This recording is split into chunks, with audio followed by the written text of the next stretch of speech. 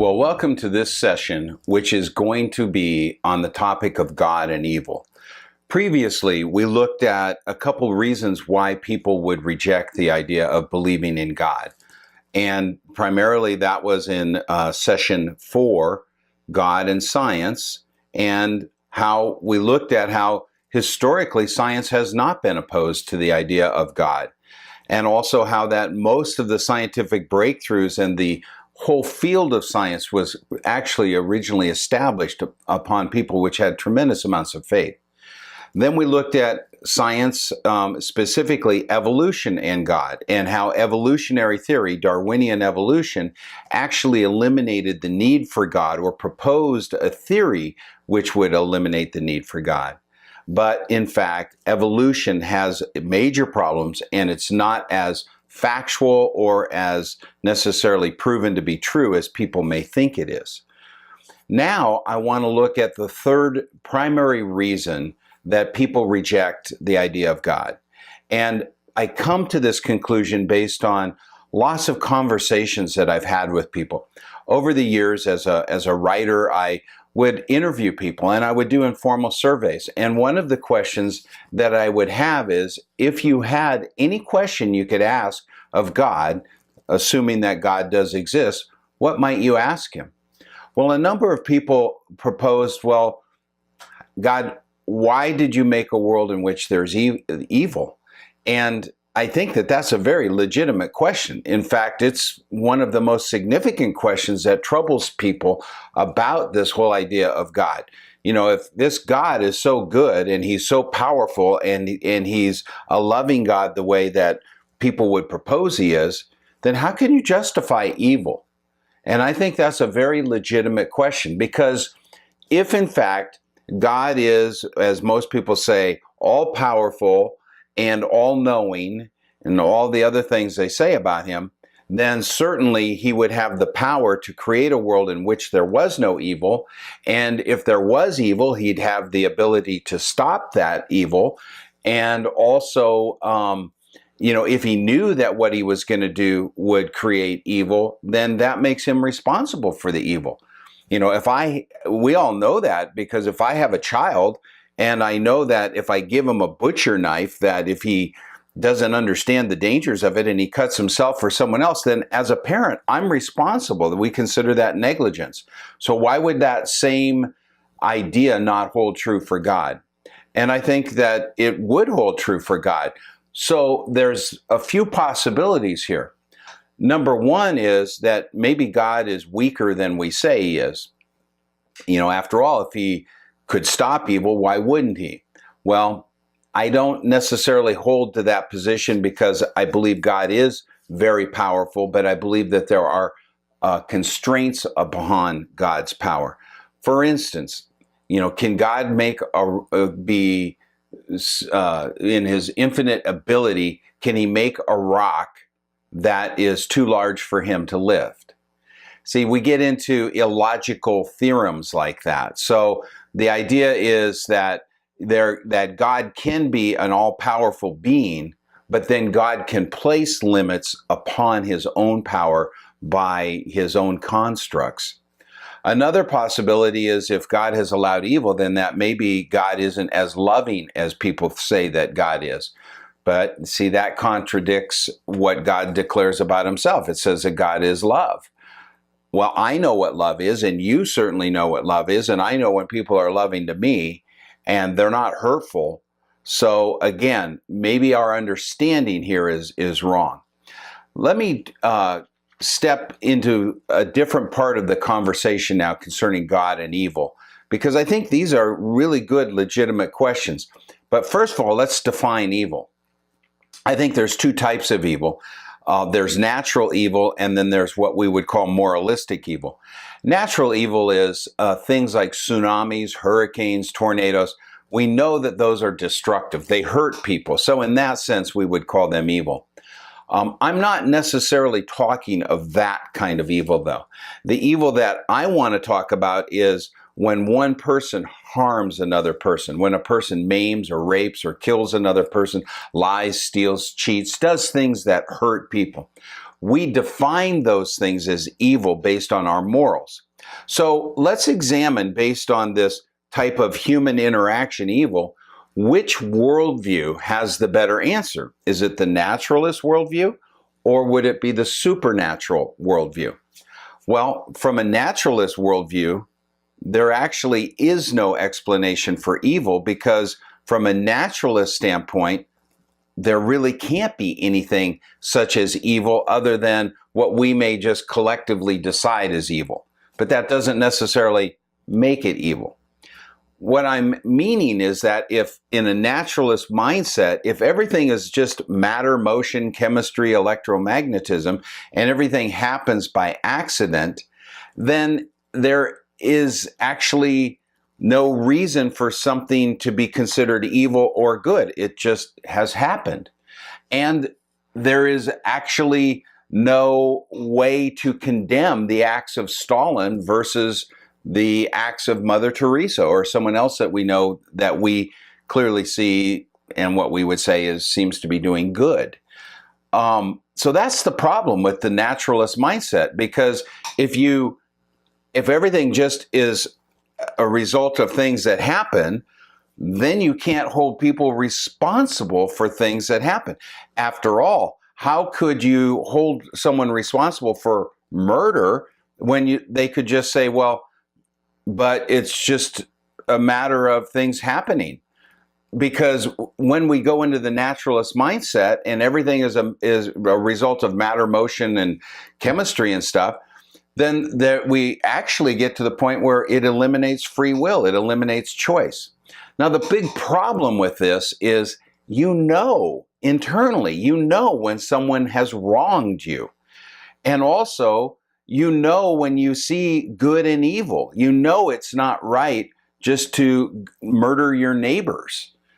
There's something inside us. And actually, I think that internal sense argues for the existence of God, a transcendent being, a creator, something that is behind this, that has embedded in us a sense of right and wrong. Because if you're a naturalist, there really is no way to define right or wrong. It's just all a happenstance and accidents, and things just happen. In fact, they've even gone so far as to say your thinking is just a matter of chemistry and things that have just happened. And you live in the illusion of choice. Well, it's not an illusion that I decided just to pick this object up or to put my glasses on. That's not an illusion. I decided I was going to pick up my glasses and I put them on. So, we get to the point where philosophically these things just seem to be vaporous. They break down. Now, let's look at the spiritual worldview concerning evil. And I believe that actually it has an answer to evil. We could, like I said, we can argue that just the very fact that you know the difference between right and wrong, it's better to be healthy than it is to be sick. It's better to live than to die. We know it's better to eliminate harmful things than to encourage harmful things. And that alone, I think, speaks to something more than physical matter inside us. It speaks to a spiritual nature, something that's been embedded in us. From a spiritual worldview, we are told that the world was originally designed good, but that something happened and it corrupted that world. And that's the source of the evil and all of the disasters and the wrong that we see. Quoting from the Bible, which is a source reference that I'm going to use as a Christian, which I believe reveals or pulls back the curtain and shows us exactly what's going on. And it says in the book of Romans, in chapter 8, verse 19, it says, "For the creation waits in eager expectation for the children of God to be revealed." In other words, this whole creation, it's moving towards a certain expectation. It says in verse 20, "For the creation, the world, was subjected to frustration, not by its own choice, but by the will of those who subjected it. The creation itself will be liberated from its bondage to decay." See, we're moving towards a time when order will be restored, where there will not be chaos, where there will not be a breakdown, where we will not see decay. Now, that's a spiritual worldview that's saying that something happened to subject this world, this created world, to frustration, to a sense of it being deteriorated. In verse 22, it says, we know that the whole creation has been groaning as in the pains of childbirth right up to the present time. So the spiritual worldview puts forth the premise that what we see right now with the evil was not the way that it originally intended, and that God has a plan to put things back in order, and that right now it's groaning, there's a frustration, but that it will be liberated. So what is it that caused this to deteriorate? Well, our Christian spiritual worldview says that God has an enemy, that there's a spiritual war that's going on. In the Gospel of John, Jesus said, I'm the gate, and whoever enters through me will be saved. They will come in and go out and find pasture. Then he says, but in contrast, the thief comes only to steal, to kill, and destroy. And then Jesus juxtaposes that and he says, I have come that they may have life and have it to the full. So clearly, we see that in Romans it says there's something that's decayed and deteriorated and going on with this world and it's groaning. Jesus says that I'm the good guy, I'm the way, the life, and that there is a bad guy, and that his purpose is to steal, kill, and destroy. We also can see in the book of 1 John, it says, we know that that we are children of God, and that the whole world is under the control of the evil one. So I ask again, what is the source of evil?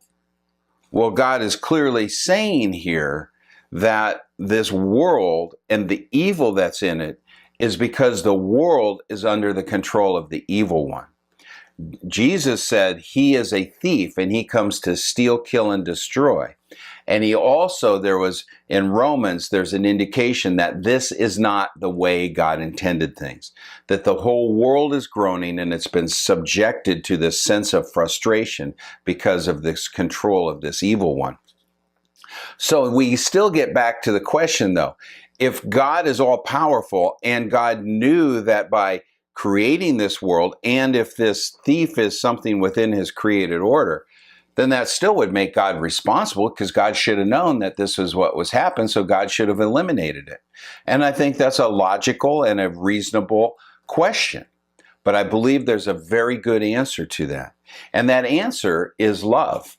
See, when God created the world, he loved man. And what that means is he didn't make mankind a robot. He gave human beings the ability to make choices. The choice was either to obey God or disobey God. If you eliminate choice, you actually eliminate the idea of love, because love requires a choice. I'm not loving when I'm manipulating and controlling every aspect of my child's life. I have to allow them the freedom, the liberty to demonstrate by their own free will, their choice, that they would obey and love me. And God did the same thing. That's why we see that in the beginning of the Bible, it describes a situation where God took mankind, created the world, and placed them in what was called, what's been referred to as the Garden of Eden, but the word Eden just means delights. It was a place of delights. And it says in the book of Genesis, Lord God took the man and put him in the Garden of Eden to work it and to take care of it. And the Lord God commanded the man, you are free to eat from any tree in the garden, but you must not eat from the tree of the knowledge of good and evil. For when you eat from it, you will certainly die. And that is the source of evil. Man yielded to this temptation and ate from that tree, disobedience to God, and that opened the door for the knowledge of good and evil, for evil to enter into the world, evil to usurp mankind's control and dominion over the world, and for evil to be present. Now, the good news is that that's not the way it's always going to be. And in the next couple sessions, we're going to look at the other condition for having a meaningful life.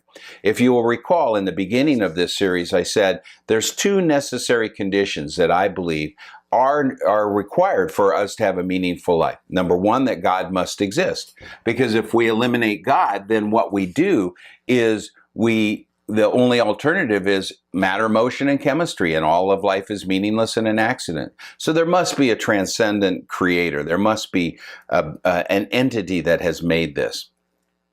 The next condition is, if you die and you're just, that's it, that's the end of your life, then ultimately in the grand scheme of things, your life had no meaning. Even though you may think you have meaning in the in-between, if once you die, you're dead and gone and it was over, and it really had no bearing on anything, then your life was meaningless. So the second necessary condition is immortality. And in the next sessions, we're going to look at how, with this life, this world that's in chaos and that is under the control of the evil one, that wasn't God's plan, but that God does have a plan. And that plan does provide for an opportunity for immortality, for life beyond your physical death. And so I invite you to listen in on the next few sessions of this class.